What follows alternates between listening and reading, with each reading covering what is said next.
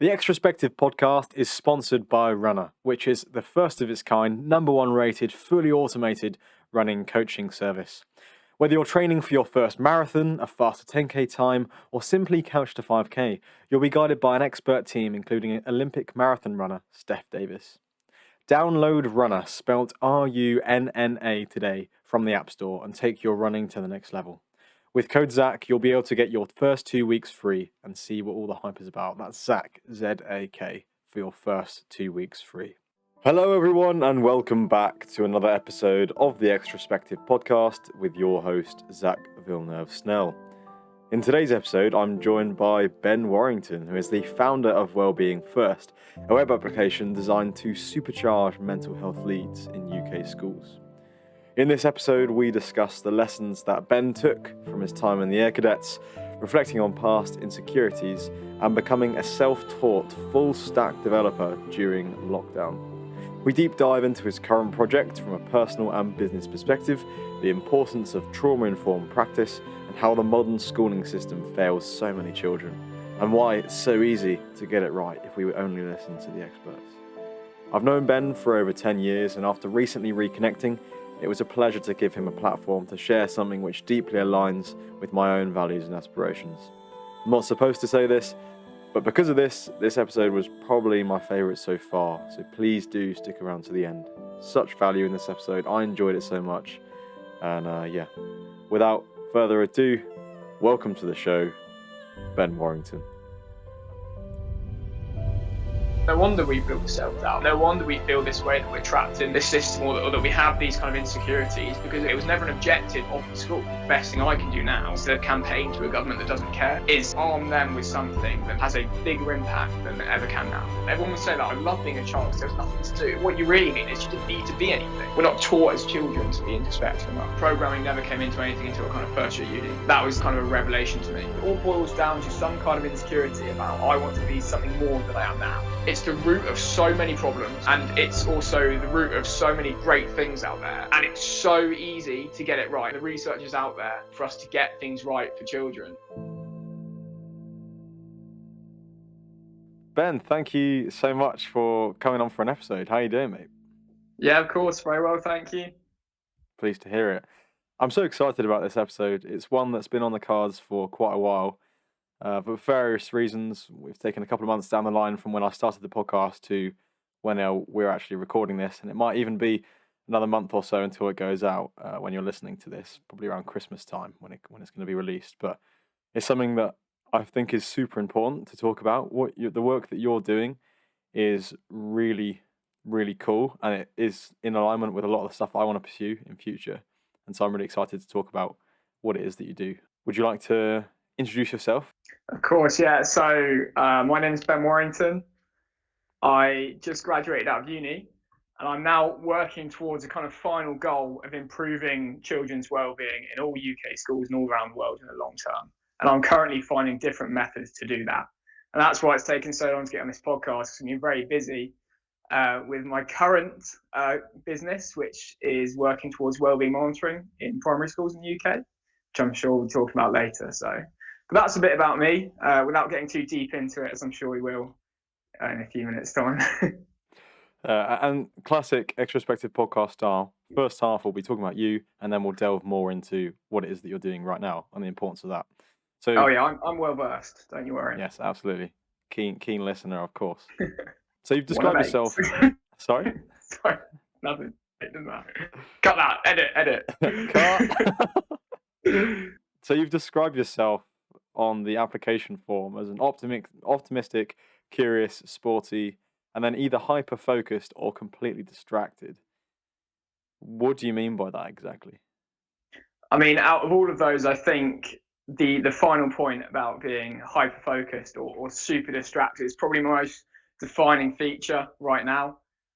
If I had to summarize myself and take myself away from just the work I'm doing and the things I do, then it would be my ability to just blitz something out, super focused. You forget lunch some days and then other days I'm just sat on my phone, lounging about, not doing anything. But throughout all that comes that optimism, which is just enthusiasm for any subject. And it's that kind of weird combination that I think is going to make some really a really interesting few years if I let myself explore that. But if we wind back all the way to before I came across you, so we came across each other at year 7 age, which is when you're about 11 years old. Before that, when you were literally a kid, how would you describe yourself? Can you think back to the kind of role that you'd play in the classroom? Like, who were you? I was probably quite like a nervous kid, I'd say. I'd define kind of the primary school years, and this is all I can really remember about them, as I enjoyed it as much as you enjoy something when you're 6 years old or however old you are. I remember like everything I did would be, and I can't think of a really succinct kind of way to describe this apart from I wouldn't do anything without asking for permission. You know, I wouldn't explore stuff. I wouldn't kind of take risks or anything like that.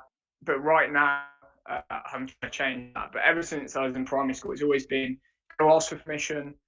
You can't just do things on your own, and you can't kind of bump into the walls. I honestly, I don't know where that's come from, but that's what I remember about primary school: having fun as a kid, and not having a lot of worries, but definitely being trapped in something and just not even knowing that I could leave the path I was on at 6 years old, which is a weird thing to say when you think about it. And Yeah, something I want to change. Keep that in. I suppose so. Yeah, I guess, again, I don't want to keep saying this, but that is something we'll delve into later. But just the way that it emerged quite clear from your own upbringing in terms of the school system that we currently are, we accept, we assume is the norm, but actually there's no reason why we can't start to change that and start to be a bit more pragmatic about what potentially might be best for like child's development. So obviously you were once a child, and that's almost why it's kind of going full circle there. So yeah, how would you say you were into then like senior school? How were you developing, and are there any particular traits that you saw emerge within yourself? Yeah. So secondary was, for the listeners at home, when I met Zach, that was Twynham. I would say the start of secondary school was probably about the same. I remember thinking to myself, I remember knowing there was a big change going on, and I remember kind of wanting to please people in those kind of early years. But at the same time, it was really balanced with just same as year 6, same as year 5, same as all that before. Like, just I'm stuck in this kind of route, and I'm plodding through school, but on the side, it was a little bit of me trying to impress people with what I do. And again, I don't know where that's come from, but we can probably assume that's the way our school system's built. Yeah, so that was the start of secondary. But I would say the only real big changes that happened over my kind of education career have been moving away into like year 9, 10, 11, which is where exams come about. So obviously that can pull out some quite interesting things because you're put under some kind of stress or you're put under some kind of expectation. And so for me, that was GCSEs. And although I remember, and this is quite interesting, so I remember GCSEs as I didn't revise at all, didn't care, did like pretty well, but that's, I didn't try. But then I was speaking to Drew, actually, I was speaking to my mate about this, and he was like, no, you didn't. And it's really struck me. He told me this a few months ago, but he's like, oh, no, you didn't. You told me one time, like, your mum was like, oh, no, you got to stay home and revise. Like, you'd revise for hours, a certain amount of hours a day before you go out and kind of mess about. So I remember it in GCSE as like a really stress-free situation where I just didn't try, didn't care. And what I actually think that was is what I used to portray myself as to other people. And I kind of told myself it so much, so I completely ignored it.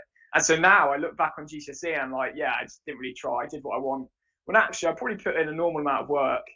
And then, like I say, trying to impress other people in those early years is so prevalent that like I told myself and I kind of portrayed to other people that just relax, it's easy. Didn't really try, which, I think that says something about me, but I can't really tell what. Do you think any of that emerged from like not just school influences, but also at home? Like, were your parents ever placing expectations on you, or were you trying to? I mean, obviously, every child tries to live up to their parents and try and play up to them. But is there anything in particular that you could point to there? Or is that still something that you're trying to understand? Still something I'm trying to understand. Because there's a factor that comes into play here, which is my older brother was super smart, still is, but there was loads of pressure on him, loads and loads and loads of pressure on him all throughout GCSEs and A levels, and he hated it. But what came of that was that there wasn't much expectation on me. Like, he got set as the smart one, I got pretty much set as the sporty one, even though we were like 10 years old. Like, you're not smart or sporty at all. Like, you might have some mild kind of natural talent for something, but like I kind of got broken into that sporty role. So as long as I was playing football, my parents never expected me to be anything. They kind of put me in a box of like, oh no, he's just sporty. You don't have to be particularly amazing GCSEs or anything. But I think they just wanted the best for me in the sense that they'd encourage me to work hard in my exams. But that's definitely an interesting factor there, as my brother being particularly smart, or at least being blocked into that role of he's the smart one, you're the sporty one. If I can think about my perspective of when I knew you in the early years, the first memory I have of you, and I was thinking about this before recording this episode, obviously, Getting into it now. was being sat at a table in year 7 art with a couple of the girls that are in our top set class throughout the whole of school. And I remember you just constantly berating me for being small, even even though I don't even remember being that. Obviously, we were all small, but I don't remember being relatively smaller at that stage in my life. Obviously, now we've grown up and we've all developed. I am like, a couple of inches shorter than like the average kind of guy. Yeah, like 6'1", 6'2". Yeah, I'm 5'9", just to clarify for any of the listeners. But I think at that time it was really odd, and it was kind of a theme through when I knew you. Like we were good friends, and there was a group of us, like you described, you were sporty. There was a group of us who were both sporty and quite, I don't want to say naturally talented academically, but you're kind of in the top sets and doing pretty well in the school system as well. But I remember you were always kind of the joker, and always I would say in a friendly way, but you'd always be like teasing people, and I feel like there was always someone at like the butt of your jokes, even though it'd be all fun and games. And so it's interesting hearing that a lot of your kind of schooling and doing well was trying to like save face and trying to make it seem like you weren't caring and actually you were doing hard work. Do you think that part of that kind of fueled into this Ben who was like just like putting me, and I won't go through all those like locker room stories of all these things that we have as memories. Bit lads banter. Yeah, lads banter, right? But where do you think that kind of side to you came from? Yeah, so I honestly, that's all got to go down to like that need to impress, which was quite prevalent. But looking back, for me, it was definitely stronger than most people. At the time, it didn't really. I just, you assume everyone thinks like you, and everyone's like the same at that age, and still to this day, you make some assumptions about people based off your own views. But back then, it was particularly strong. And looking back, it was definitely just all it was like just trying to impress, which sounds quite extreme, but when anyone kind of takes a look at what they do, quite a lot of what you do at a younger age is trying to impress someone, whether that's your peers or your family or your teachers or someone like that. So it would have just been a need to impress. Interesting point you got there about normally being a victim in maybe some of the jokes that me and kind of my mates, we'd all play, whether I was a victim, whether someone else was a victim. I really don't know where that came from. And it's something I've been thinking about quite a lot. I think it's something we might look into, because it's kind of the beginning of how I think quite a lot of bullying starts. Is kind of like a little joke that has a victim, and then it just snowballs from there. So it's something that I definitely have a look at. But it all boils down to some kind of insecurity about, I want to be something more than I am now. Like, I don't want it, like, it can't just be me. It's got to be, no, I'm also funny. Like, oh no, you laughed, therefore there's my value. Do you know what I mean? Like, and maybe having a victim in that for people in general. You're making me sound like just like some Hulk going around school, like locker room, holding people up against the walls. But they're just little jabs at people, I don't know. Again, probably a place of insecurity, and just some pop psychology here. It's got to be just that maybe I saw something in them that I was jealous of, and I just wanted to put that down. I don't know what it would be, and it's not really an extreme way of doing it, but it's little jabs that really show. Like if someone does it in the adult world now, and someone like says something directly that brings you down, everyone around is mature enough to kind of see, like, I wonder why he's done that, and generally it's a place of jealousy or envy or something like that. So I'm assuming at that age it was a mixture of to be honest, let's boil it down to insecurity. It would have been insecurity at that age. Where that stems from, God knows. Yeah, it's an interesting thing to consider, because obviously when we were 13, 14, as much as I would like to say from a relatively young age I was quite introspective, as young as that I probably wasn't thinking as deeply as that. And I was just thinking I really get on with Ben, but it's just like consistent small things. And I almost played into that. I remember I'd almost enjoy being the butt of the joke because it gave me attention. and gave me validation, right? Which is kind of strange because I remember being in the back of a maths classroom with a couple of girls, and even though you were just With a absolutely couple of chicks at the back of the maths classroom. no, you would be kind of taking the piss here and there in small ways, which I didn't really take to heart. But the fact that, but it probably did accumulate and probably did get quite annoying, I'd imagine, for me when I was 13, 14, like, Ben, just please stop having a go at me. But but I think I like the way that made the attention shift onto me, and that then for this other girl, it's like the attention's about me, even though I'm being basically degraded.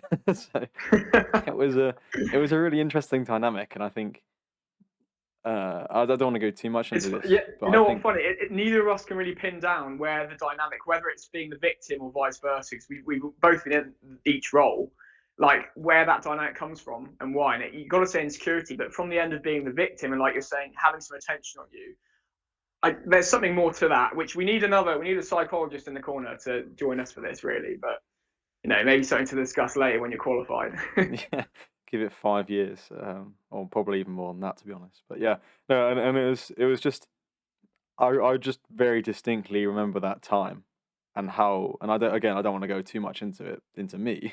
It's a podcast for another time. But I think those years really challenged in a good way how I viewed myself and how I eventually managed to kind of break free of being always like the butt of the jokes, even a jokey sense where I enjoyed it. There was a point where I kind of put my foot down. I was like, no more. Like, I'm gonna start doing it back to you, etc. So I think I do I said this, I've said this before many years, but I do really appreciate those times as much as it's funny to talk about now. I think it did definitely shape me, and obviously it shaped you as well in a different way. Moving into like a different lens at looking at this time of your life. I remember you being in the Air Cadets, and that was something that you did once or twice a week. And that is obviously another way in which, similar to school, you're kind of set relatively clear boundaries, I assume. I assume there's not much like free forming personality at Air Cadets. You follow the rules and you do what they tell you to do, etc. So how do you think that additionally shaped your character? And is there any particular lessons you think that you've taken from Air Cadets that you still use today? On a high level, the first thing I could think of is I went into Air Cadets because I wanted to be an RAF pilot. Like, I was like, that'd be so cool, flying around jets and stuff. And then going into Air Cadets, where, like you say, it's obviously it's not you're not actually in the military or anything. You're like 13 years old, but you do go off to camps and the like, where they try and treat you in a military sense, in the sense they get you up at a set time, they tell you what to do, and that kind of thing. And I've pointed those two things out is because on a high level, the thing that it made me realise was I hate not necessarily being told what to do, but I hate having to follow a structure. I don't work with it, and when I have to wake up and stuff like that, it just made me realize that's just not something I want. I don't want to be in a structure where someone can tell me where I need to be and why. I feel like it limits me quite heavily.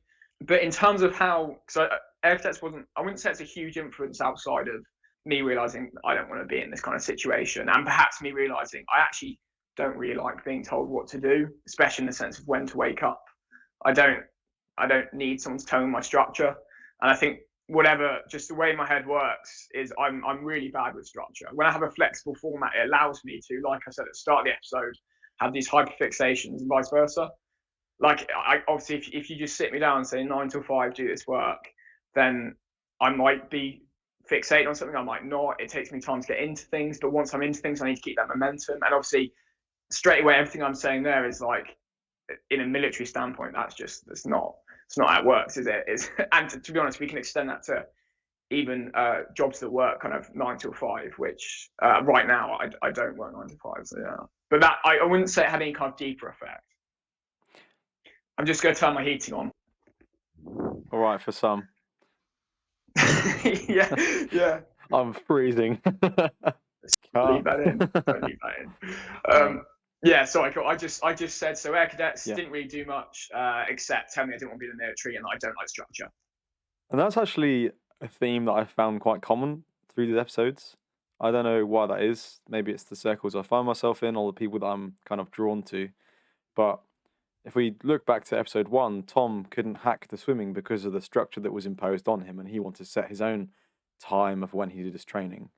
Or other people who are founders who haven't felt like they fit into that kind of extrinsic structure. And there's definitely got to be childhood not trauma. That's a bit of an extreme way of putting it, but childhood like repeated things that. You could call them little T traumas. That's what I hear that phrase messed around. Little things impact your life. Right. Okay. That's an interesting. And I'm sure things like that must stem from that. This not a need to like outward rebellion, obviously in the extreme way of like going into antisocial behaviour, but I think in the small ways that you were able to play like the class clown, and the small ways that you didn't really get on with air cadets, it's quite clear that you've got like this creative, outward looking dimension of your character. I mean, even a 9 till 5 for most people isn't ideal, is it, from a productivity perspective? Because, like you say, flow state, when you get hyperfixated, it takes time to get into, but once you're in it, if it's broken, it's quite hard to get back into it. And the 9 till 5 forces you artificially to try and get into that state, which isn't always possible. Turning forward then to sixth form, this is a time where I think we became relatively distant just because we were still in the same sixth form, but we found ourselves in different friendship groups. You sort of disappeared and started going to the gym quite a lot, just wore oversized t-shirts and hoodies for like 18 months, and then suddenly became absolutely huge on the other side. Or at least, relatively speaking, you'd put on some size. How did you stumble across the gym? I think it was just that people were like stronger than me. And then I was like, oh, I wish I was strong. And then I think someone just said like, oh, go to the gym, that makes you strong. I was like, what? Like, okay. So I just ended up going to the gym. And then I don't know why. Well, like I said, it's the fixations. And probably a better way of phrasing fixation and then distraction is I'm really awful at balance. I'm terrible at balance.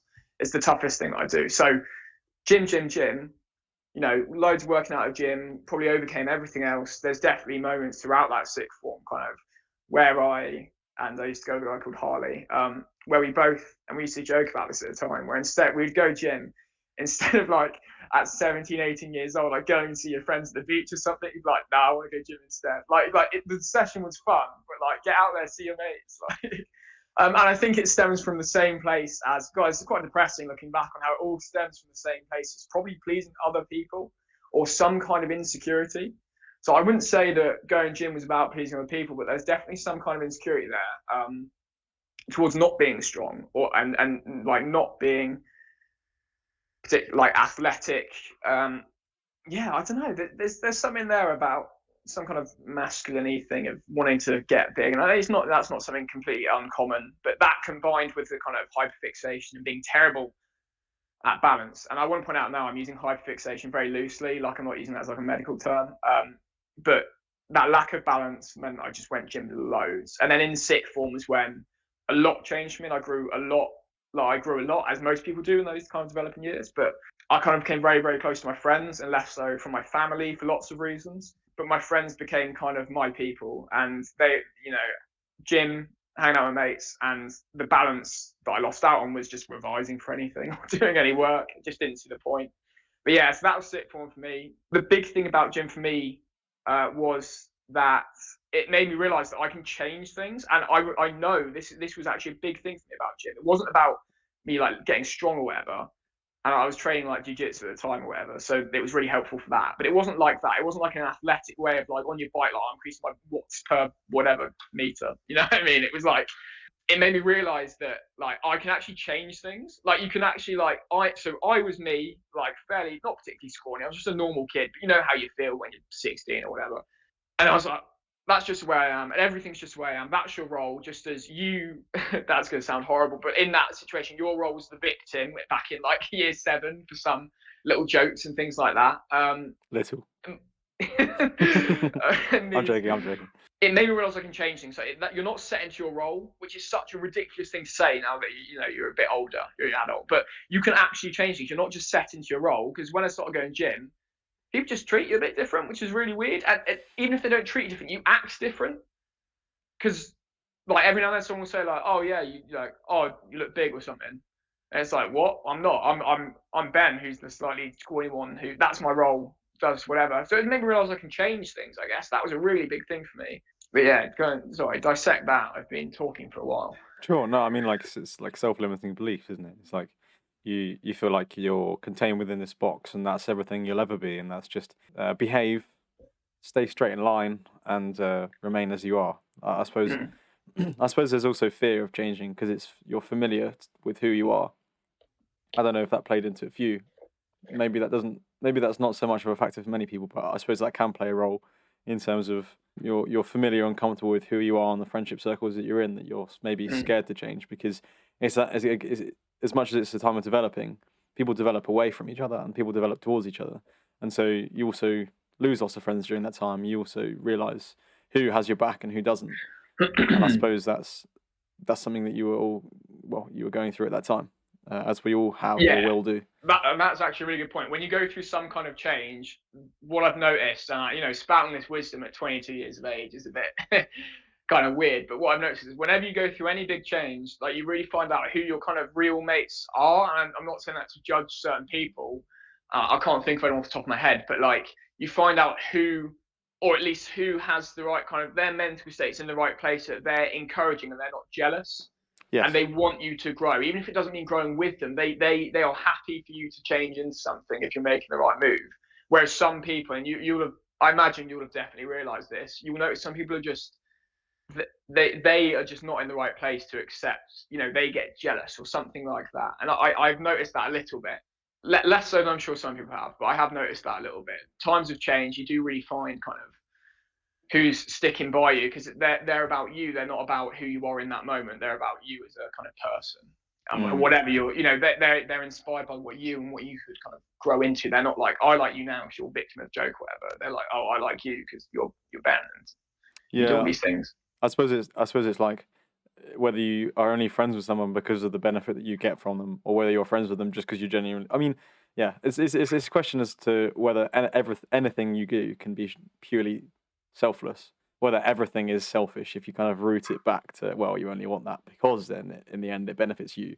But I Yeah, think I think for sure there's definitely a distinction at least at the surface level of noticing when you do well what people's reaction, and if they're encouraging you and cheering you on, and you can encourage and cheer them on, and it's not a zero-sum game in that way. People can yeah, help each other achieve way more than if you just get a little bit sarcastic, a little bit jealous about what someone's doing. So, yeah, yeah. but again, that's insecurity on their part, kind of emerging, I suppose. Of Yeah, and maybe, you can't blame. Well, in my opinion, you can't blame them for that. yeah, That's just you can't really they've blame anyone for anything they've in just got theory, but a, we a won't bit of go into developing that. to do themselves.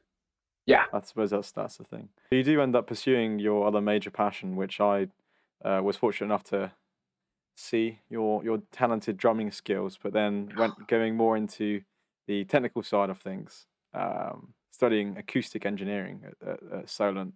What was the biggest thing that you learned through your time studying acoustic engineering? So the number one thing that uni did for me, without doubt, was broaden my worldview. I went in with quite a narrow idea of what's out there and what I could do, and perhaps that was enforced by this whole not want to bump into the walls at all. But I left there, and throughout my time there, with the help of like the professors and going out there and doing events and the like, even throughout COVID, it showed me how much was out there, and how many things that you could do. And I remember listening to the first few people who went out and did just random things or like research, and it's like I almost want to stop and be like, yeah, but who told you you could do that? And it's like they just did it, and that told me a lot about their not asking for permission. And that combined with this, look how big the world is if you don't ask for permission, and look how many things are out there you can do. That was massive for me, more so than any kind of actual education there. Oh, the power of possibility and broadening your horizons. I think that's something I can definitely relate to as well. I think we aren't we're taught. I think it's because the evolving job market is so fast, given the last 50 years of technological revolution. It's just been Mm. most of the time when you're 5, 10, 15, the jobs that you're exposed to at those ages in a very basic, like childlike way, no longer exist, or when you get to the job market 10 years later, most of the jobs that used to be demonstrated are now like low skilled, and now there's all this new wave of not just entrepreneurs, because I realize that's obviously not everyone can be an entrepreneur. People have got to work for them. But I think in terms of the rest of the job market, how everything is evolving so fast, you just don't really know until you get there. And I think what was the reason for choosing the degree in the first place? Was it the fact that you had an interest in like coding from doing computing, and that kind of linked with your music passion? Like, what was the? Because obviously Yeah. you've got to have some vision of like what might be out there. So why did you choose a degree in the first place? Because it was kind of a combination of my few kind of passions and hobbies at that time. I didn't do computing. Programming never came into anything until kind of first year uni. That was kind of a revelation to me. So the reason I went into acoustics is because I like music. I used to drum loads, which is really dumb reasons to do acoustic engineering because it's mainly about noise regulations. But it was that combined with still had kind of a love kind of military kind of aircraft and things like that, and just big machines, like, you know, like a classic kind of, I like big machine going fast. And so like sonar was in the kind of curriculum. Alongside with that, I wanted to know, I was encouraged to do something engineering-y, so I'd be in the STEM category. So it was that kind of combination of things, and it was like, this is pretty bang on, to be fair. And I just wanted to do something. Like I wasn't particularly thoughtful about it, if I'm being honest, because like I said, worldview broadened at university. Like I didn't go into it with like, wow, there's so much out that I could do. Yeah, at the time I thought I was making the choice for the rest of my life because I'd never kind of been told otherwise. So I think that's a dangerous mindset that a lot of people believe, is that whatever they choose next sets the course for the next decade or something.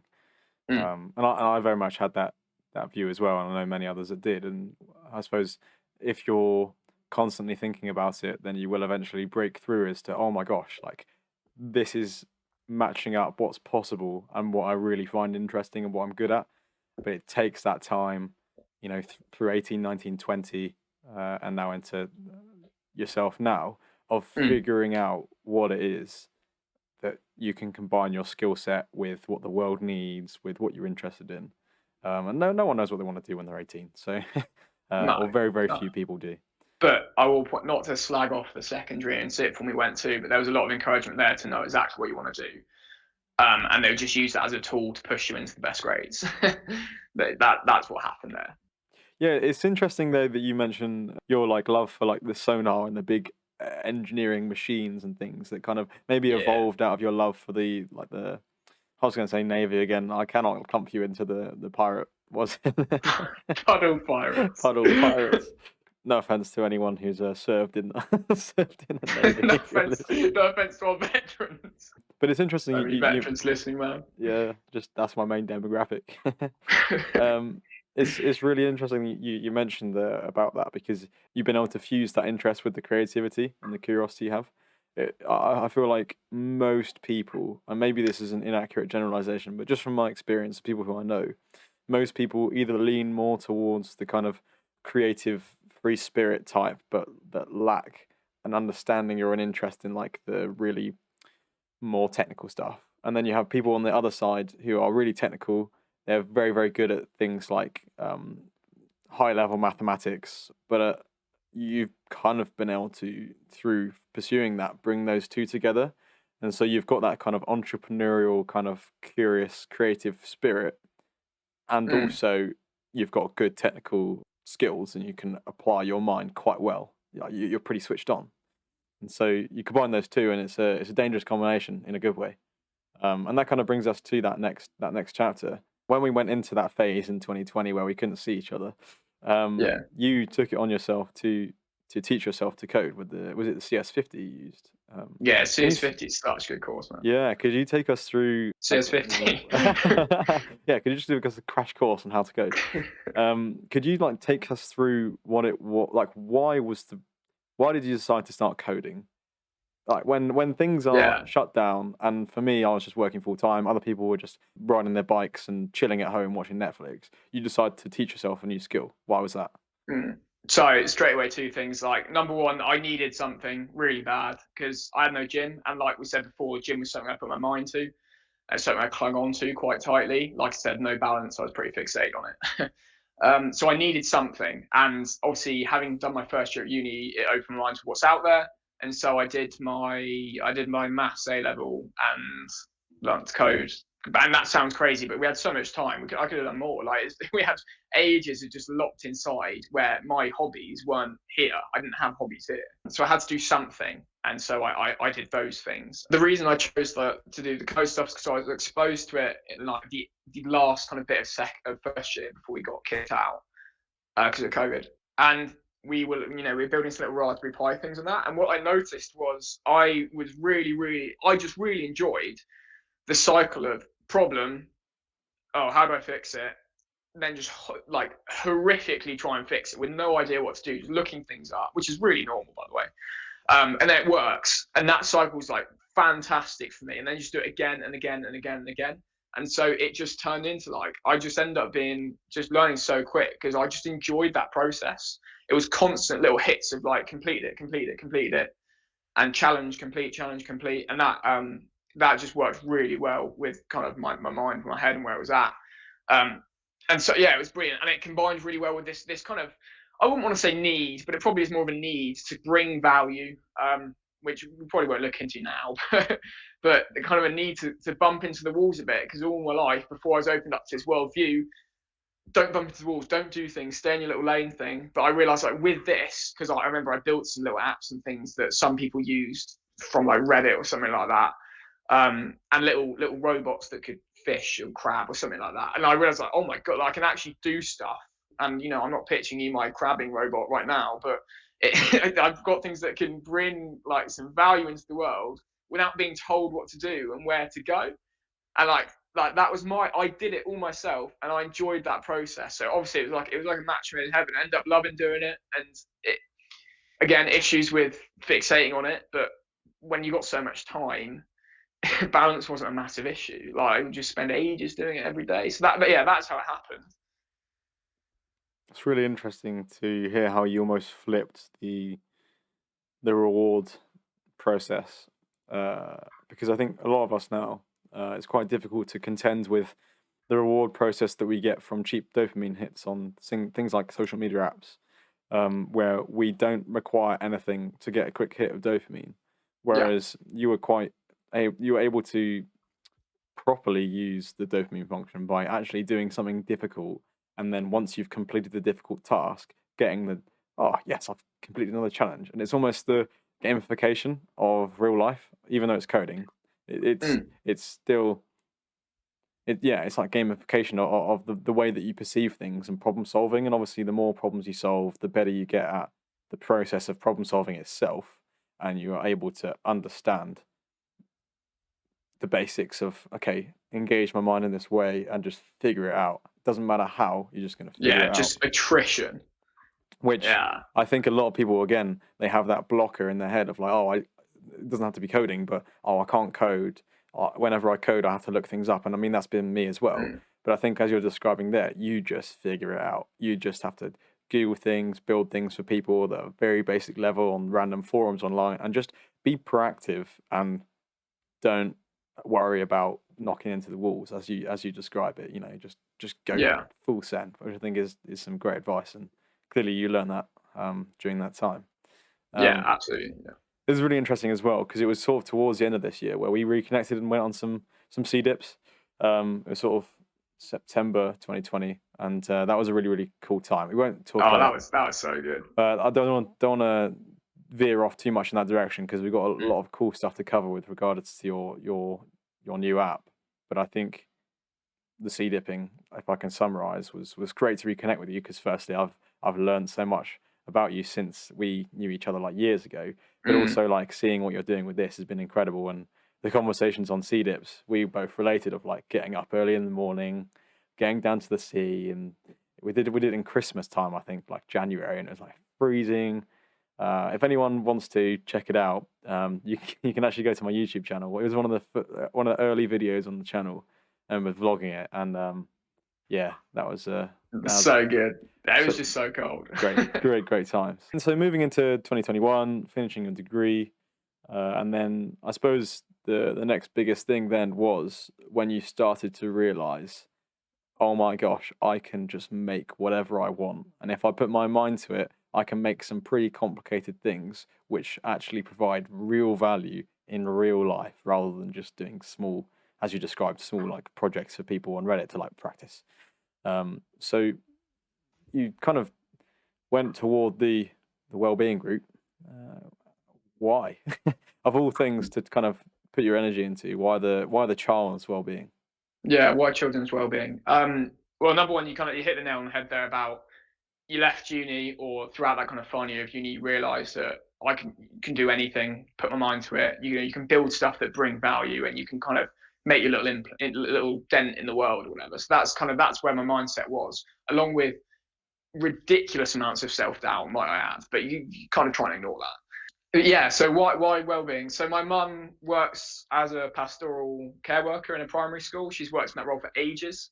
And then over lockdown, I didn't really know much about her role. I just thought she worked with kids and did kind of airy fairy stuff, like she just, oh, be happy now. Here's a football to be happier.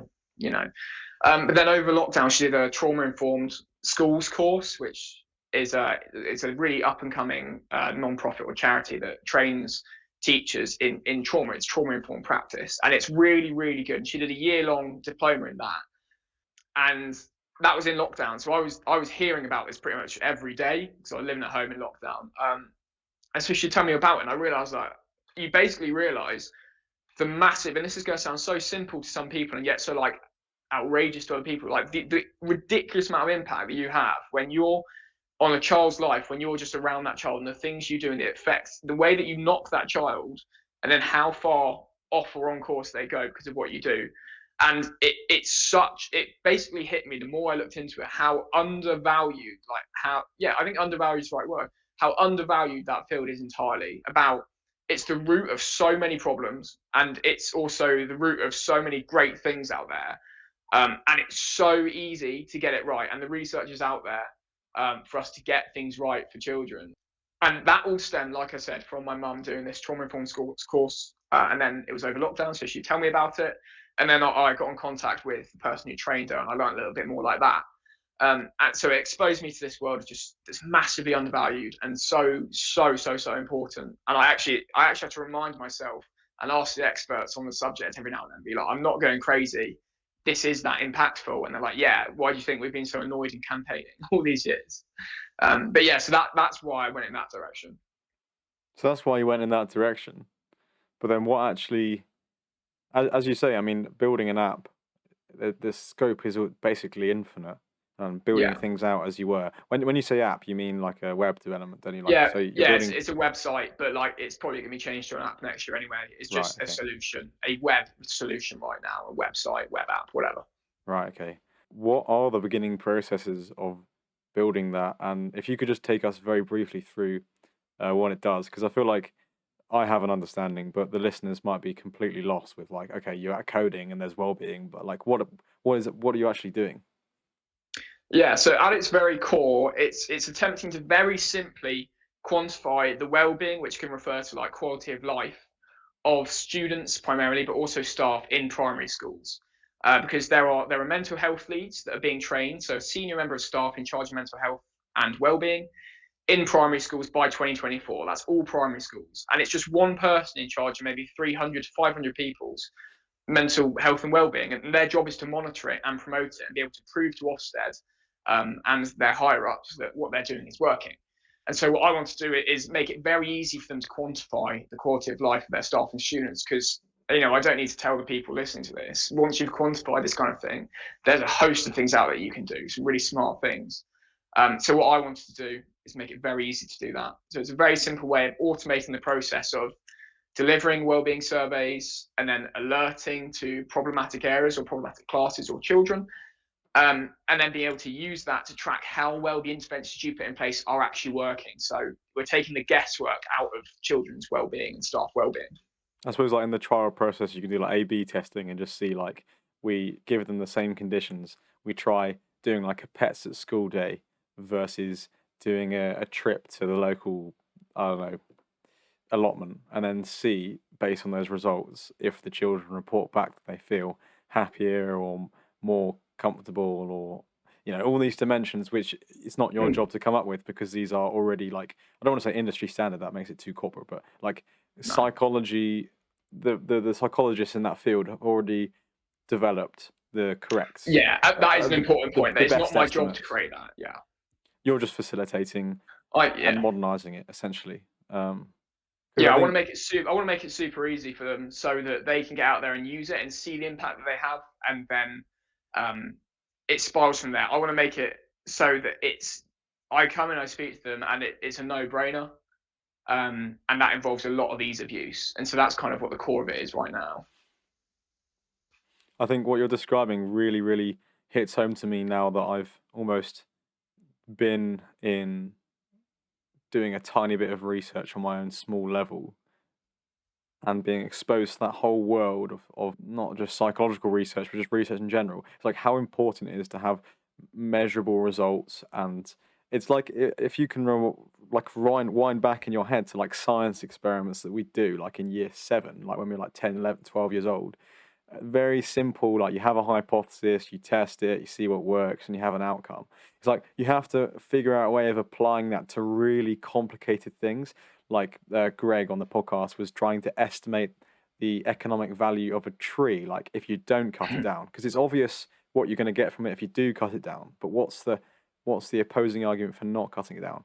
And like you're suggesting, it's like you're building this thing to try and estimate something which again is an unknown. How much does this extrinsic factor play a role in a child's well-being? It's trying to measure and get things. Specific with it. Yeah, it's trying to measure things which were previously not considered or immeasurable, and that's what I find really, really, really interesting. And on a mass scale, because this is a lot of schools and a lot of kids.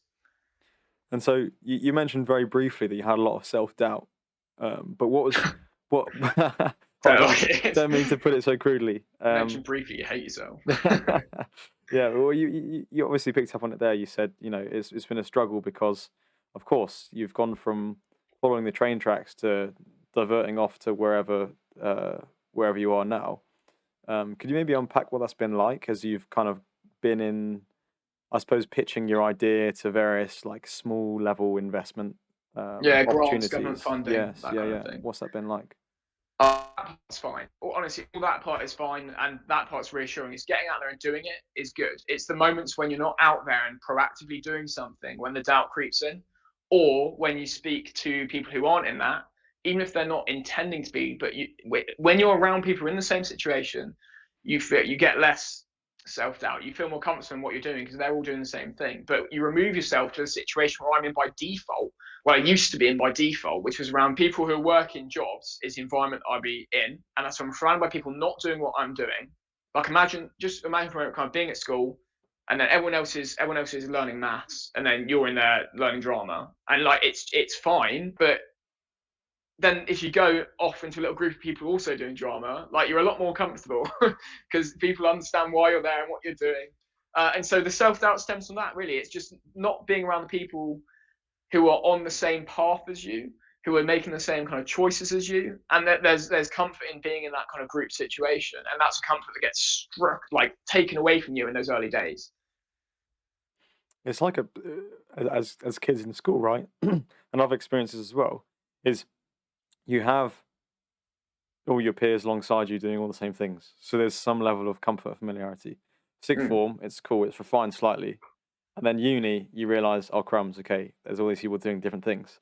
And post-uni, you're literally on your own. Like obviously you find yourself in new circles, but it's that crossover stage, as you say, with people in your cohort graduating, going into graduate jobs or working full-time or doing like postgraduate study.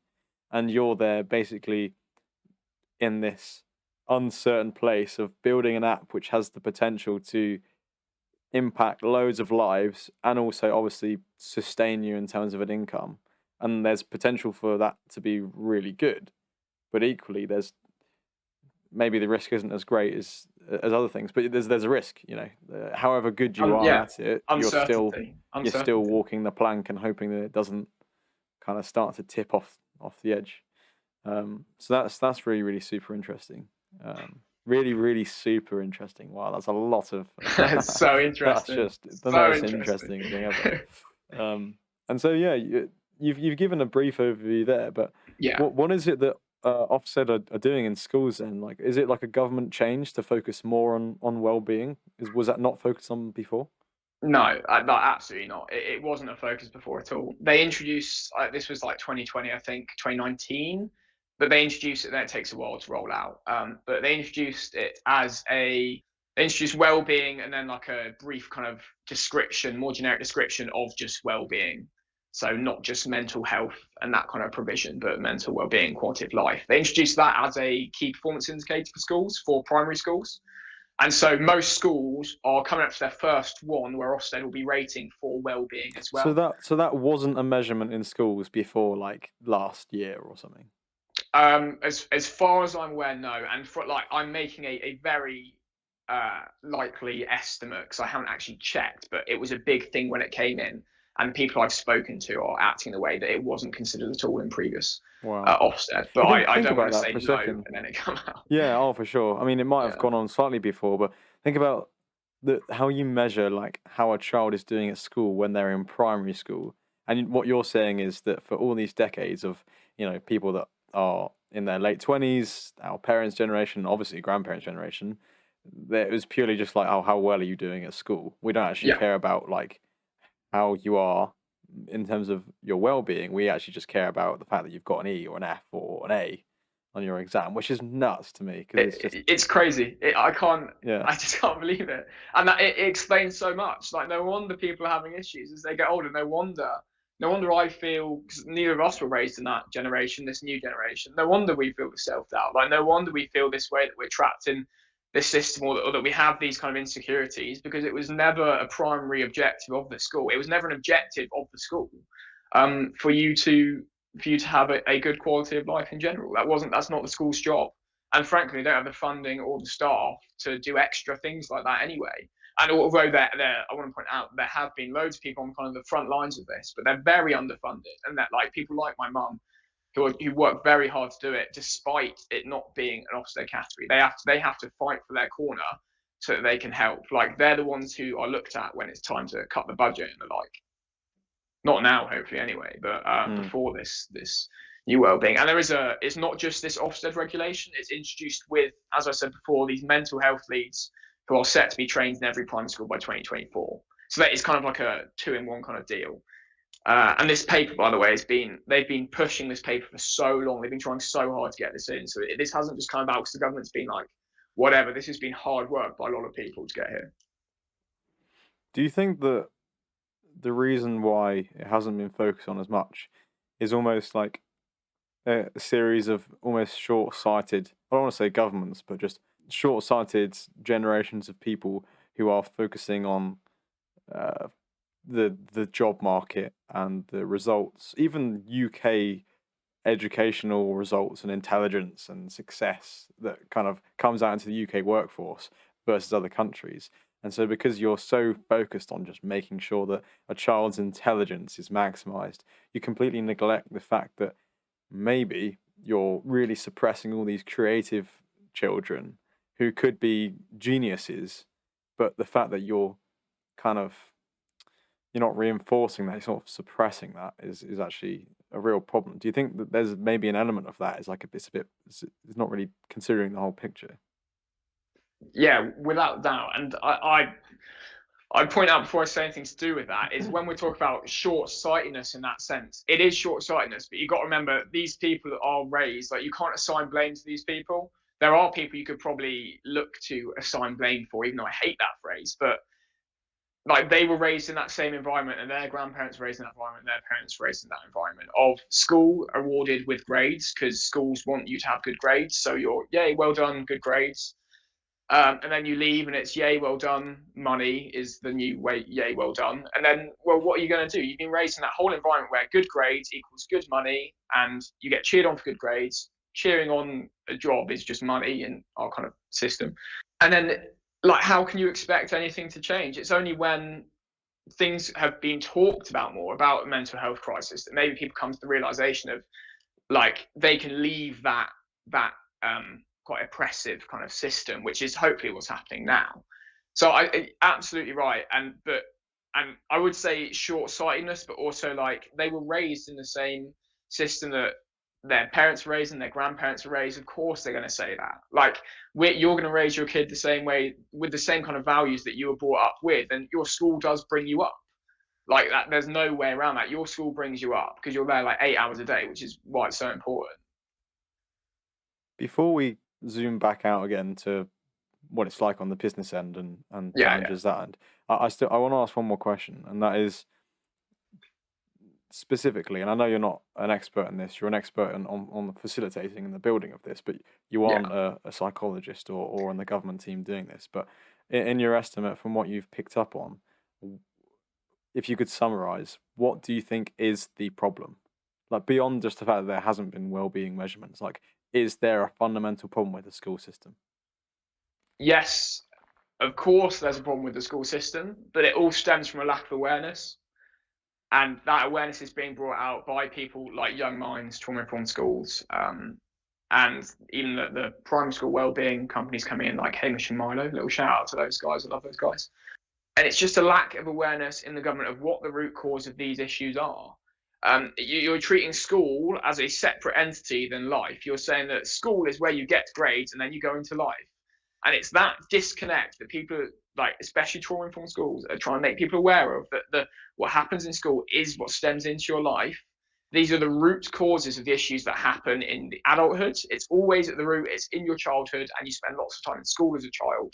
That once you make that connection, like hopefully we're starting to make that connection, that childhood has such an important, like, it's hard to imagine how strong the impact it is on your adult life. And then you add in the equation of, well, you're at school 8 hours a day. Then when you make that connection, they actually act on it, then that's when it will all be solved. As soon as that connection's there, we've hit it, we're solved.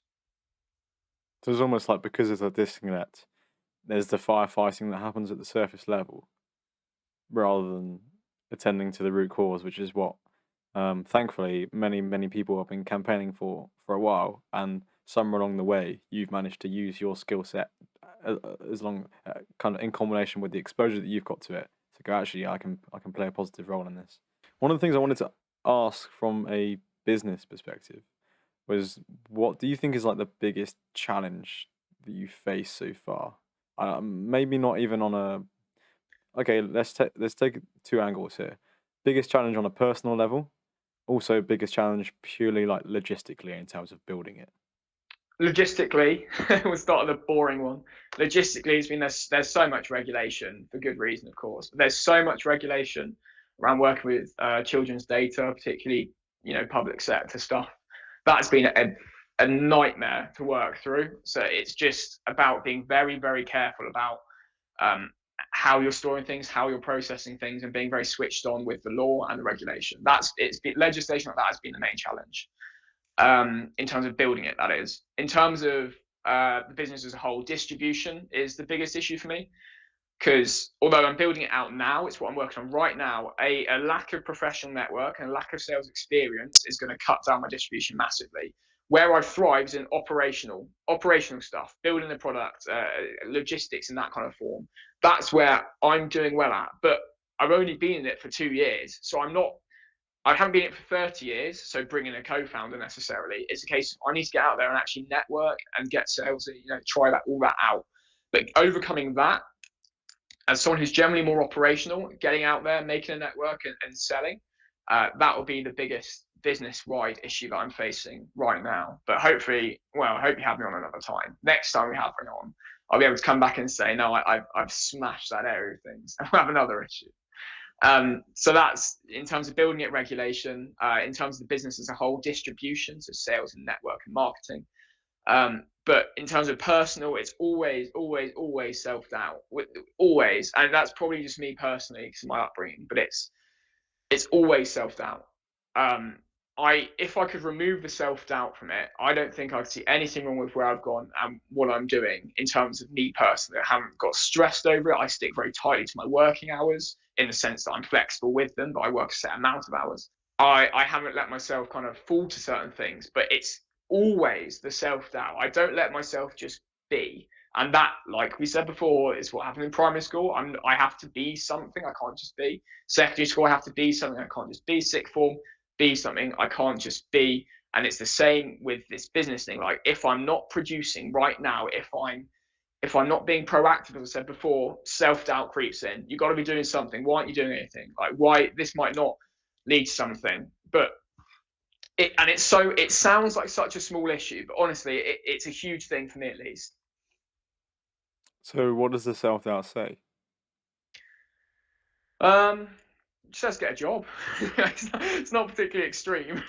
It just says get a job, like go where you're meant to be, and produce. Like, if I was like Zuckerberg right now, like, I'm sure I wouldn't be having these self doubts. But it says produce, and as part of that, the way you produce and the way you've always been taught to produce, mainly by my family, have never done anything like this.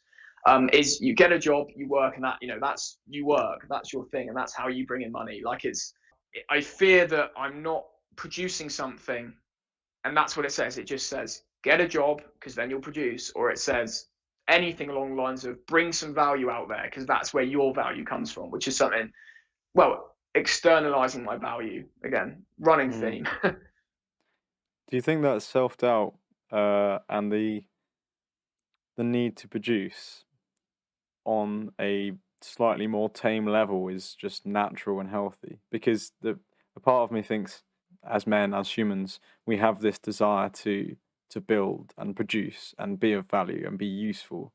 We need that purpose in our lives. For me, it Yeah. might be the podcast. For other people, it might be their job. For other people, it might be raising a family. People need that thing that is beyond them, not just for the recognition, but just to be something rather than just be, as you're repeating there. And Yeah. so, do you think that, yeah, it might be exacerbated for you because of always needing to do that as a child, but do you think that that's just still rooted in something that is, for most people, pretty healthy and normal? So I personally don't agree with the whole kind of. I don't think you have to be anything. You can just be. But within that, you have to have some kind of purpose, no matter what that is. I think where I have a problem with it is that if you're trying to be something where it brings a great amount of stress on you, which is generally if you're not doing something true to yourself, which means something you've been influenced to do by your school system or your peers. So, like, oh, they all make more money than me, I better get a better job and stress myself out to do that. I don't think that's good. That's not a good purpose to have. That's not a good reason to wake up because it's external. But if you have a good inner purpose, which is saying, I'm going to be a better person, and I'm going to raise my family right, or something like that. I think that's healthy. But I don't think that the need to be something else, which is probably going to sound ironic given that I'm trying to start my own business. I think that's bad. I think you should just be allowed to just be, just like you are as a child. Everyone would say that, oh, I love being a child because there was nothing to do. What you really mean is you didn't need to be anything. When you're a kid, everyone says, I love being a kid. There was nothing to do. I had no responsibilities. You didn't love that. You loved that you didn't need to be anything. It was everything else that told you, oh, no, you need good grades, or like, oh, you need a job, you need whatever. I personally believe that's where the issues come in. I'd love to hear your thoughts on that, though, because I know we generally disagree on everything. So, Which is healthy, by the way. I think we need people to stop ourselves from getting into echo chambers, right? Yeah, it's an interesting thing to think about. I think, yeah, of course, we need to just be, insofar as we can't have an unhealthy relationship with where we're at now. Like, we've got to accept and love ourselves wherever we're at. Maybe it's just a definitional thing. Maybe it's just that what I'm seeing as being something, I've misinterpreted what you've meant by it. But what I interpreted it as is being something, as in doing something of value for the world, for other people, out of something you've been working hard at in life, not necessarily just for the external validation. I think you've got to be internally recognizing that as a platform. And for me, obviously, that comes with faith, in terms of each one of us is a child of God, and we're all loved, and that's like our intrinsic worth as human beings. And therefore, yeah, if we mess up, it's cool because we've always got forgiveness, right? But I think, maybe I have misinterpreted that. Maybe you meant that with being the being something, is the being something so that you can get the external validation. I think that's generally where I was headed with that. Isn't it? As long like that, you're going to have to do some introspective work. Like I think as a base, an easy kind of, without getting too kind of theoretical on it, like the pure, you're gonna have to take a real good look and have a real think about if what you're doing, if your purpose for waking up in the morning is to do with other people, it's to do with you, what wounds you're healing. Because you can't get around that. You're always gonna be healing some kind of wound, and whether you're healing that in the right way, which is generally getting close to your true self, your inner self that you were as a child. Which, it sounds like a really hippie thing, but it's quite widely shared. It's a good way to summarize it. Before you had these wounds that you heal in certain ways. Yeah, introspection along with along with having a good purpose. As long as you're introspective about what your purpose is, I think that's a very good way to put it. Because then at least you know, if I'm doing it purely, if I'm going to the gym right now purely because I want to look, jacked in the summer, like, as long as I know it, as long as I'm aware, I can work with that. I don't necessarily think it's a very good thing, but if you can know that that's why, but I know it's a good thing for me as a whole, and I know that X, Y, Z, maybe it's something you can balance. But you just need to think. I don't think enough. We're not taught as children to be introspective enough, which is why I like this podcast, by the way.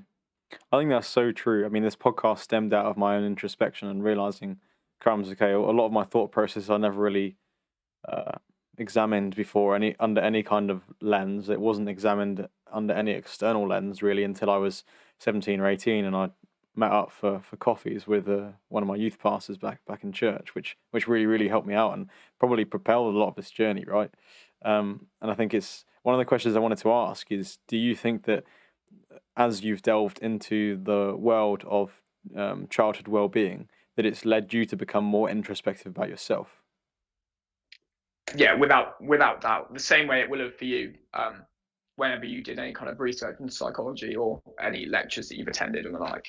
Yeah, because it's impossible not to. If you get told that, if you're told right now that, oh, the reason that guy over there is doing that is because of this, he's probably healing one of these wounds, then you have to start looking at yourself and think, like, well, what wounds am I healing now? Like, people don't just do things. There's a reason that you do them, and no matter how small it is, no matter how kind of insignificant to any kind of childhood development it was, there's a reason, and there's a big chance that reason stems from things in your childhood or wounds that you have. And so, yes, I do agree that looking into this stuff has made me definitely more introspective about me and my life.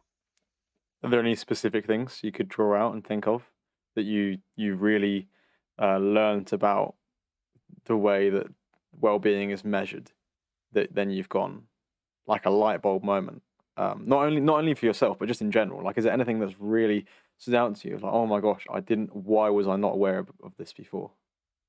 Literally just the impact that it has. Like, I can't really think of any specifics, but for a good example would be, like, if you're not, and this is very generic, like, if you're not shown how to receive love, you're going to really struggle to pass on love. You haven't seen what it looks like as a kid, so you can't.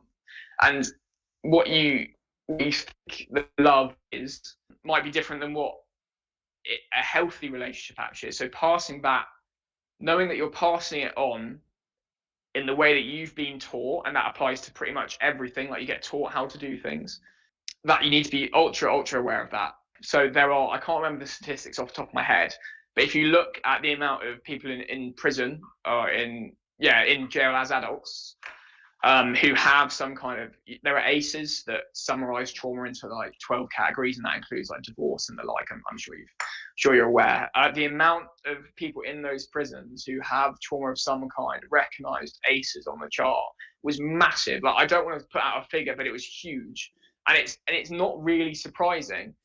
But the part that it taught me was that, well, why is no one paying attention? So obviously that's led me where I am today. Mm-hmm. But it's massive. Are you looking up the stat? There's actually a post I saw today, and I'm gonna get it up. And I apologize for listeners. This is also going to be flipped, so you can't read it, see it. Yeah, I can read it. But it says, nobody is born a villain. Is the prison population dealt a bad hand? And it goes through adverse childhood experiences called ACEs. Yeah. And talks about the demographics within prison and how the majority of prison inmates have been shouted out as kids, obsessively, or abused physically as kids.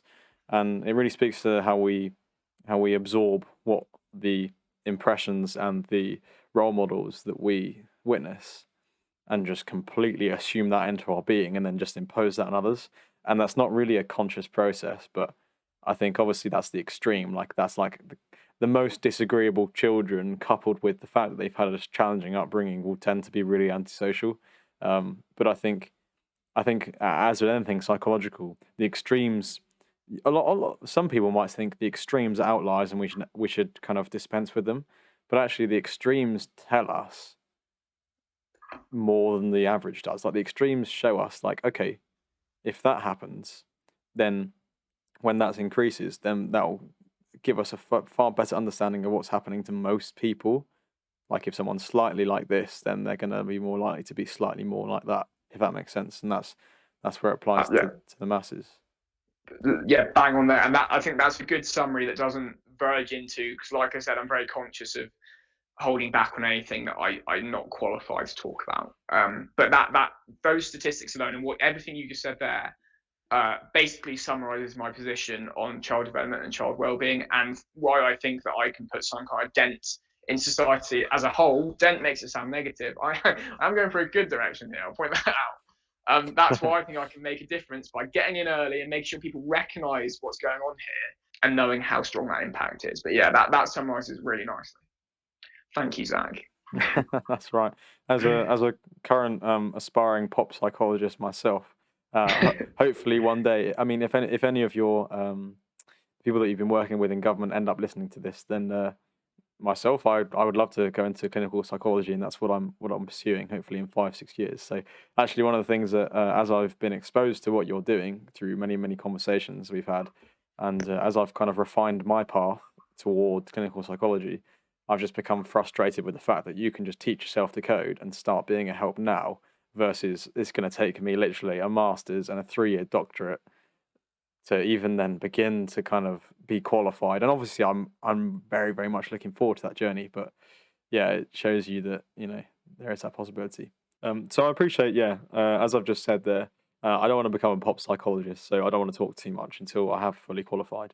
But kind of bringing it back to the business and where we're at now and how you're sustaining yourself, I suppose the question for many people is, well, firstly, how has it been trying to get funding, and how are you sustaining yourself at this stage of the business where you haven't actually gone broad with you haven't sold your product at all yet, as far as I'm aware, but it's in trial, right? In some schools. we got trials out.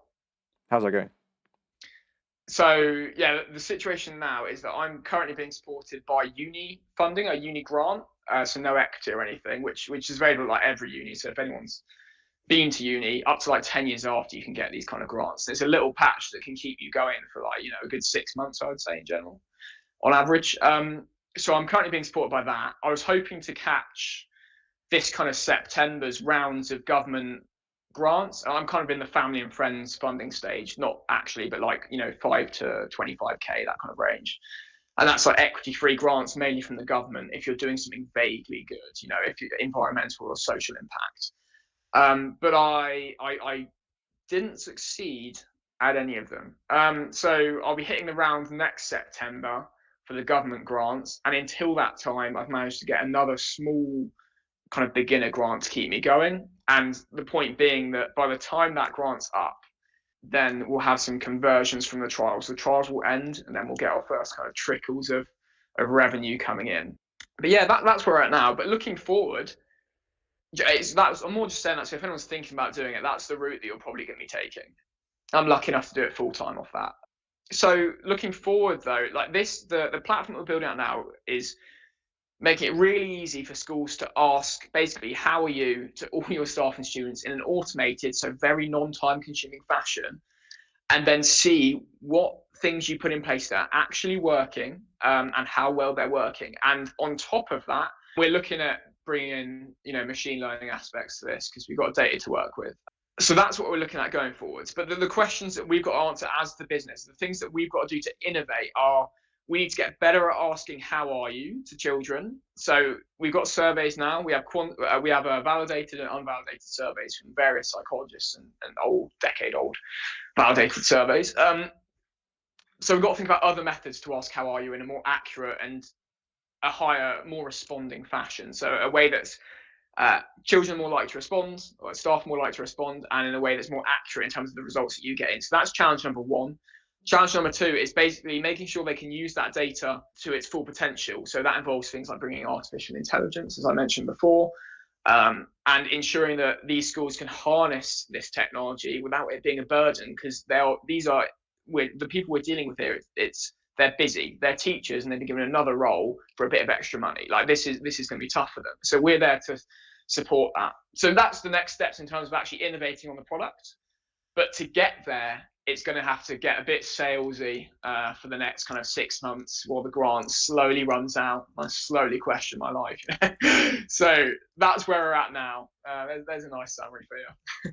One of the questions I wanted to ask off the back of that was, you talk about there, looking at the grant money kind of gradually going down, and you're obviously at a stage now where, with your skill set that you've developed through learning how to code and being able to build things, there is a great level of opportunity cost with your time, because for each hour that you spend building this business, you could obviously be in the private sector working for a kind of a big tech firm on very good money for someone of our age. So is that ever a question that kind of creeps in as you have this struggle between providing value and monetizing your skill, which is in demand and is high skill? Like, is that kind of an internal dichotomy that you have ever, or are you just so focused on, I want to provide value even if I make less from doing so?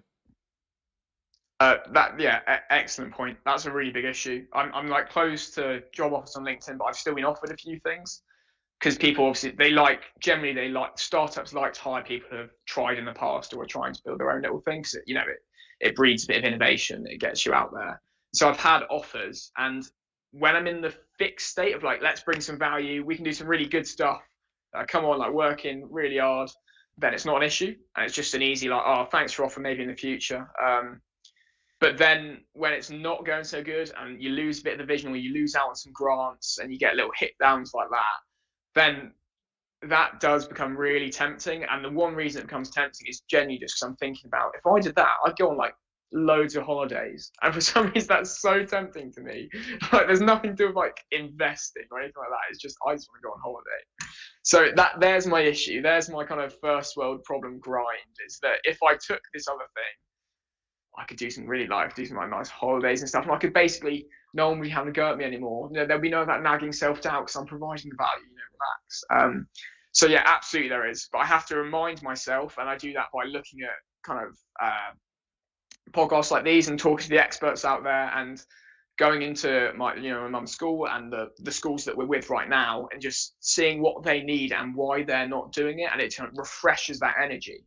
But yeah, like I say, if you're out of it, and you're caught on a bad day and someone offers you something, which honestly it's a good problem to have. I won't play it up like, oh god, they've offered me a job. Then it can be very, very tempting.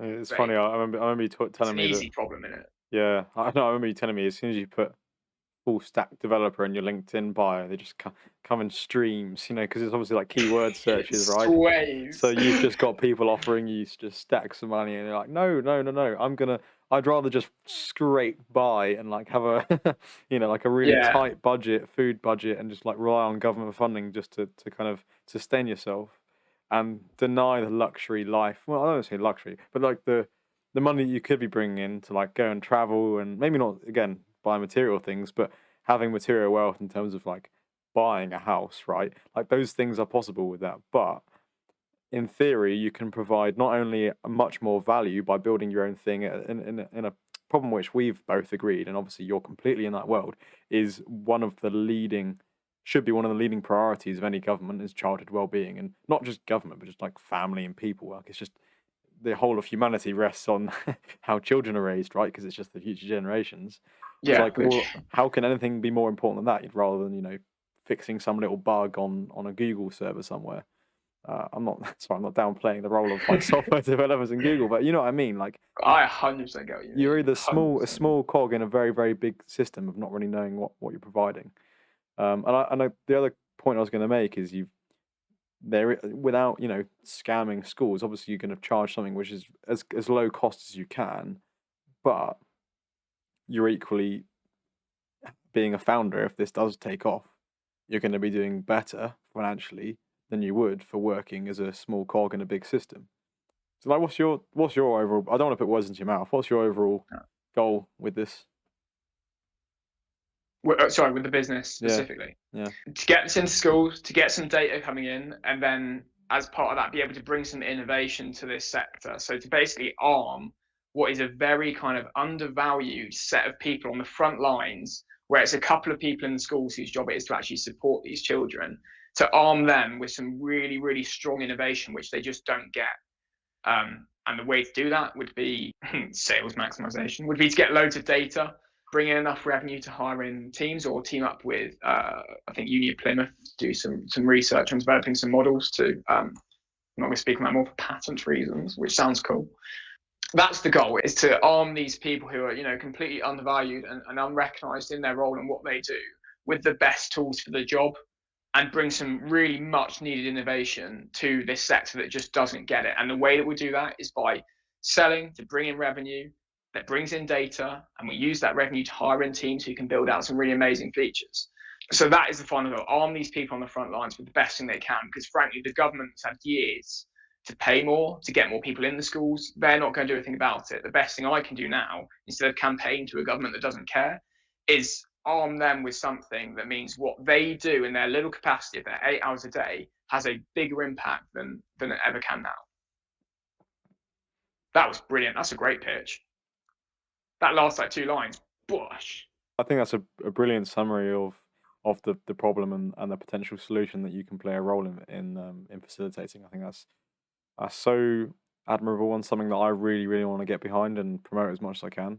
So you're kind of emerging out there outside of the uni into the job market straight away, almost as a founder, and trying to build this. And obviously, you have a medium-term plan of scaling this up, as you've described. But there comes a point with most businesses where the founders sell and move on, or they kind of take a step back, or they start another project. Obviously, you'll be gaining expertise, gaining experience, refining your coding ability as well. But what's the plan beyond this? And what's the exit plan? The exit would be when I have someone hired in every sector. So it's a self-running machine, which is a bit of a paradox because it never is apparently. But as soon as it runs, so that we are bringing out features that are really making a difference, we are continuing to sell those features. So like I said before, we bring in more revenue, more data that helps more people. As soon as we hit that point, I'd want to take a step back and look at what else is out there, because I know if I've only just been made aware of this problem through basically chance, like what else is going on out there that I could have an impact on? And lots of people now, and my little self-doubt, would be saying, when they hear that, it's like, oh, well, what impact? Like, it sounds a bit obscene to say, what impact do you have on the entire mental health scape? What little part could I play? And that's not just for the sake of helping other people. It's I need it in some capacity.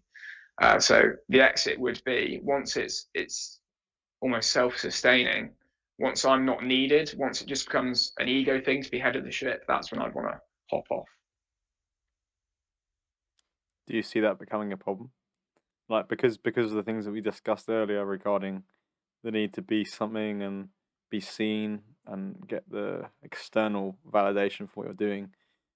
Do you see that becoming a problem if it does become successful? That, Ben Warrington, the face of wellbeing first, and you're invited to talk at conferences, and I'm imagining the future here, like 5 years down the line. Maybe that's part of your personality that will struggle with that. No, I hear you. Immediately all I'm thinking in my head is well, honestly, it's just doubting that would happen. That's the immediate thought. I can see why that would be a problem. I think it's definitely something that I need to address, whether it works or not, because it relates to other parts of my life, whether that's success in business or success in jiu-jitsu or something like that. Make sure I'm internalizing my value in some capacity. I don't think it just applies to, it all goes really well, and then before you know it, you've got a business and it's thriving. I think it applies to everything that like you say, it's me the well-being first, or it's me, the one who lifts loads, or it's me who makes everyone laugh. Like it has to be me with my internalized value. I'm doing my internalized value. Yeah. Do you think it's fully possible to fully internalize your value, or do you think it has to be extrinsic? I'm not qualified to answer that, but my immediate thought is I don't think you could. I can't see a realistic way of internalizing your value completely. There's just too much noise. We live in community. We live in social. Acoustics call back. There's too much noise. Delete that. I don't know why I said that. That's actually really funny. It took me like 3 seconds to process what you said. I wasn't expecting it. No, I just think it's interesting because obviously you've mentioned in terms of the extrinsic value, and when I raised the fact that for me it would be faith as like a grounding thing. It's like I don't want to get too philosophical, and I know we've got to wrap up, but it's something interesting to think about because we do live in community. We can't just fully be self-reliant and individualistic. And maybe that's part of the problem of the childhood problem as well. Is as we become more and more isolated and on our phones, and it's a conversation for another time. But I think that whole mess is kind of coming together to produce what we see now, which is a lot of things that are making me very sad. Regarding mental health and people really struggling with life and feeling like there's no other options. So, some deep thoughts to leave the listeners with. I don't think there's anything that you or I can say to, provide the solutions to these problems. But I think asking save the question when you've got someone like Claire Williams on, someone who's in that sector, because they will be able to answer those questions for you. Yeah, no, I think that definitely points to the need to get some kind of actual expert clinical psychologist for more reasons than just that. But anyway, I digress. I don't want to go off too much on a tangent. I've really enjoyed. I also digress. Yes. We both digress. I don't think to leave that. I don't know why I said that. Say that again. Start again. Anyway, I digress, and I'm sure you do as well. We both realise that we aren't experts, but also that it's all about asking the right questions, and then, as you've done, pursuing your curiosity and refining your skill and trying to see if you can play a role. And I'd love to invite some of the people you've been talking to onto the podcast who are they've been in it firefighting for 20, 30 years. These child psychologists who are in schools. I think it's such an interesting conversation to bring into public and to really shine the light on it, as this light is currently shining on me, because I think it's just such an important issue. I apologise. The terrible puns are clearly coming through the internet and affecting me. Anyway, Ben, absolutely. Is there anything else you'd like to share? And also, how can people find you and follow your work? No, absolutely. So I just hope that you have a lot of quite successful people, especially founders, on your podcast. So I'm hoping that aside from sharing some information about the mental health crisis and child development, I'm hoping I could share some experiences from someone who is actually in it. It's not. This could go either way. Like I'm in it right now, so I hope that's a nice change of pace from the usual hyper successful founders coming on. But yeah, so you can find me on LinkedIn, and you can find my business also on LinkedIn at Ben Warrington. And to be honest, that's about it. That's where you're going to find me for business stuff. Perfect. Well, I think that brings the episode to the close. Thank you everyone for watching and listening. It's been a really, really valuable episode. There's so much that we could have talked about, so I'm sure you'll be back on months and months down the line, maybe when your business is developed further to what it is now, and we have more insights. But until then, it's been a fantastic episode. I've really enjoyed having you on. It's one that I really wanted to record, and I hope that it's come out all right for everyone listening. So thanks, and I'll see you next time. Absolutely. Thank you, Zach.